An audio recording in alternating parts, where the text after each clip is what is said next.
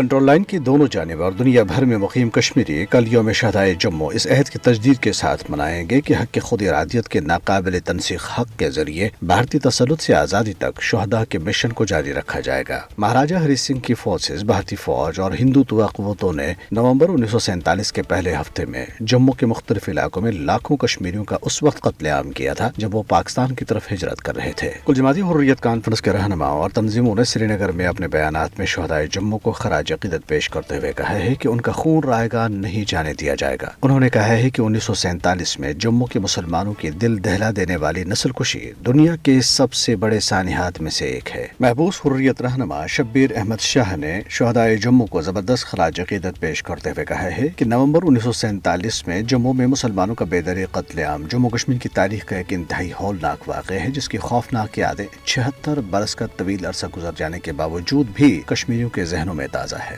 دریاسنا بھارتی قابضین نے ایک بار پھر اسلام دشمنی کا ثبوت دیتے ہوئے آج شوپیاں میں سیرت النبی صلی اللہ علیہ وسلم اور اتحادی امت کے عنوان کے تحت بلائی جانے والی ایک اعلیٰ سطحی کانفرنس کا انعقاد نہیں ہونے دیا۔ کانفرنس کا اہتمام کاروانی ختم نبوت انٹرنیشنل نے کیا تھا اور اس میں متحدہ مجلس علماء کے سربراہ میروائز محمد عمر فاروق، مسلم پرسنل لا بورڈ جموں کشمیر کے چیئرمین مفتی اعظم جموں کشمیر مفتی ناصر الاسلام، اتحادی ملت جموں کشمیر کے سربراہ مولانا مسرور انصاری، انجمن شرعیشیان جموں کشمیر کے سربراہ سید حسن الموسوی الصفی، جمعیت اہل حدیث جموں کشمیر کے نائب صدر مولانا مشتاق احمد ویری اور دیگر مکاتب ہائے فکر سے وابستہ علماء کرام اور مختلف تنظیموں کے سربراہان کو مدعو کیا گیا تھا۔ دوسری طرف بھارتی قابضین نے حریت رہنما عبدالصمد انقلابی کو سری نگر سے گرفتار کر لیا۔ انہیں چند ماہ قبل ہی طویل نظر بندی کے بعد عدالتی حکم پر رہا کیا گیا تھا۔ تنظیم نے اپنے سربراہ کی گرفتاری کی مذمت کرتے ہوئے کہا ہے کہ بھارت نے مسئلہ کشمیر کے حوالے سے جو رویہ اختیار کر رکھا ہے وہ علاقائی امن و سلامتی کے لیے انتہائی خطرناک ہے۔ نیشنل کانفرنس کے صدر فاروق عبداللہ نے مطالبہ کیا ہے کہ قابض انتظامیہ میروائز عمر فاروق کو اپنے مذہبی فرائض انجام دینے کی اجازت دے۔ سماجی رابطوں کی سائٹ ایکس پر اپنے ایک ٹویٹ میں انہوں نے حکام کے اس حکم نامے کو بھی سراسر ناانصافی قرار دیا جس میں سرکاری ملازمین کو متنبہ کیا گیا ہے کہ اگر انہوں نے اپنے مطالبات کے حق میں احتجاجی مظاہروں کا سہارا لیا تو ان کے خلاف تادیبی کارروائی کی جائے گی۔ کانگریس رہنما وقار رسول وانی نے بھی اس پر بی جے پی کی کڑی تنقید کرتے ہوئے کہا ہے کہ وہ اپنے آمرانہ طرز حکمرانی کے ذریعے اختلاف رائے کی ہر آواز کو کچلنا چاہتی ہے۔ ادھر ضلع ڈوڈا میں ایک سڑک حادثے میں بھارتی فوج کے ایک کمانڈو